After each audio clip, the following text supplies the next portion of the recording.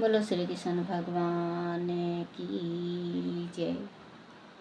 कार्तिक महात्म्य की जय। तुलसी नामक पौधे की महिमा वेद ग्रंथों के साथ साथ धर्म शास्त्रों में भी काफ़ी गाई गई है। शास्त्रों में तुलसी को विष्णु प्रिया भी माना गया है। इस विषय में एक कथा है।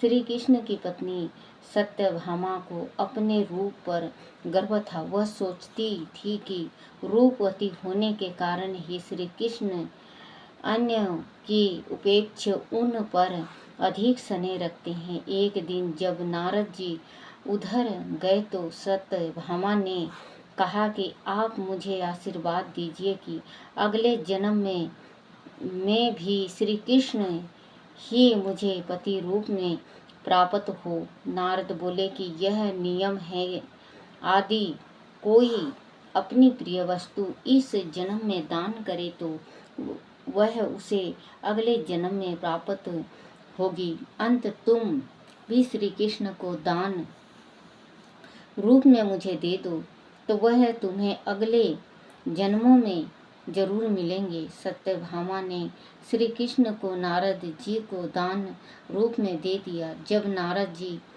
ले जाने लगे तो अन्य रानियों ने उन्हें रोक लिया तो नारद जी बोले कि आदि श्री कृष्ण के बराबर सोना या रत्न दे दोगी तो हम उन्हें छोड़ देंगे। तराजू के एक पलड़े में श्री कृष्ण बैठे तथा दूसरे पलड़े में सभी रानियां अपने आभूषण चढ़ाने लगी, पर पलड़ा टस से मस न हुआ। वह सुन सत्यभामा ने कहा, मैंने आदि इन्हें दान किया है तो उबार भी लूंगी। ऐसा कहकर अपने सारे आभूषण चढ़ा दिए, पर पलड़ा ना हिला ना डुला तो वह बड़ी लज्जित हुई। सारा समाचार जब रुक्मणी जी ने सुना तो वह तुलसी पूजन करके उनकी पत्ती ले आई। उस पत्ती को पलड़े पर रखते ही तुला का वजन बराबर हो गया। नारद तुलसी दल ले स्वयं चले गए। रुक्मणी श्री कृष्ण की पटरानी थी। तुलसी के वरदान के कारण ही वह अन्य की सौभाग्य रक्षा कर सकी। तब से तुलसी को वह पूज्य पद प्राप्त हो गया कि श्री कृष्ण उसे सदा अपने मस्तक पर धारण करते हैं। बोलो श्री कृष्ण भगवान की जय। बोलो कार्तिक महात्म्य की जय। कार्तिक महात्म्य में 8वां अध्याय। नारद जी ने कहा, हे राजन, अब मैं कार्तिक मास के इस व्रत की उद्यापन विधि बतलाता हूँ।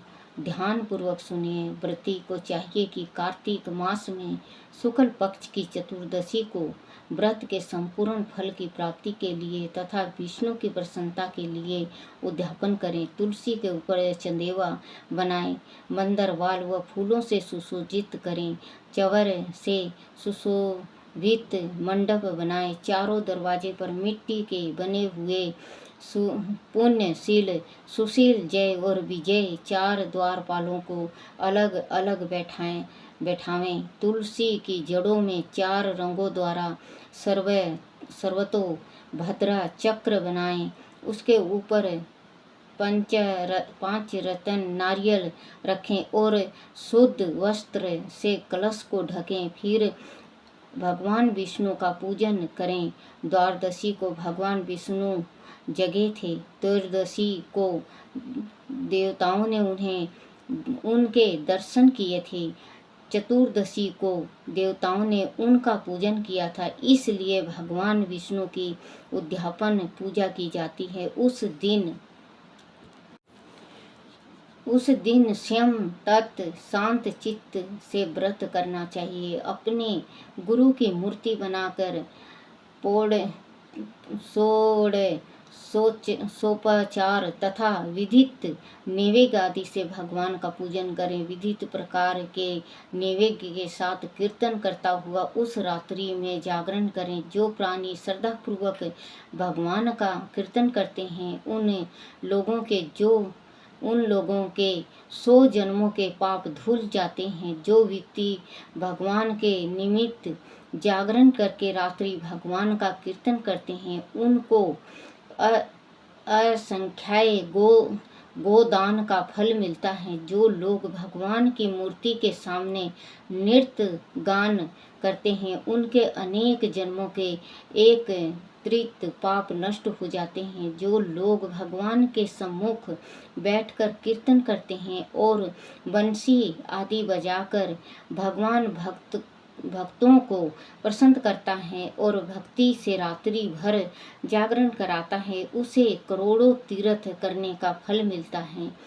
पूर्णमासी को अपनी पत्नी सहित वेद पाठी ब्राह्मण को या केवल एक ही श्रेष्ठ ब्राह्मण को उसकी पत्नी सहित बुलावें और उन्हें खीर आदि का मधुर भोजन करावें और यथाशक्ति दक्षिणा देवें, क्योंकि पूर्णमासी को ही भगवान ने अपने भक्तों को वरदान दिया था और मत्स्य रूप धारण किया था। एतेम उस दिन जो दान हवन जप आदि भगवान विष्णु के निमित्त किया जाता है वह अक्षय फल को देने वाला होता है। इसीलिए व्रती 3 या 1 ब्राह्मण को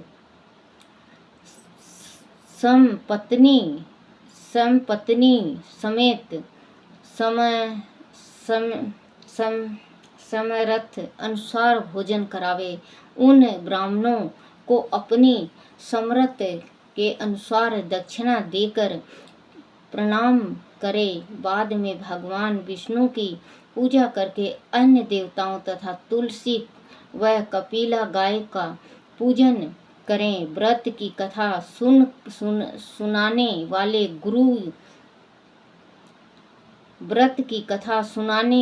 गुरु व उपरोक्त ब्राह्मण को वस्त्र आभूषण आदि से पूजन करके उनसे क्षमा प्रार्थना करें। प्रार्थना के मंत्र का अर्थ यह है, आप सब लोग की अनुकंप से कृपा से मुझ पर भगवान सदा प्रसन्न रहें। इस व्रत को करने से मेरे 7 जन्मों के लिए किए हुए पाप नष्ट हो जाएं और मेरी संतान चिरंजीव इस पूजा के द्वारा मेरी सभी इच्छाएं पूर्ण हो। मेरी मृत्यु होने के बाद मुझे अतिशय दुर्लभ विष्णु लोक प्राप्त हो। व्रत करने वाला इस प्रकार ब्राह्मण से क्षमा की प्रार्थना करे और उनके प्रसन्न करके विदा करे। पूजा की सारी वस्तुओं के साथ गाय भी गुरु को दान में दें। पश्चात घर वालों और मित्रों के साथ संयुक्त भोजन करें। कार्तिक और माघ मास के उद्यापन के नियम इसी प्रकार बताए गए हैं। इस तरीके से जो प्राणी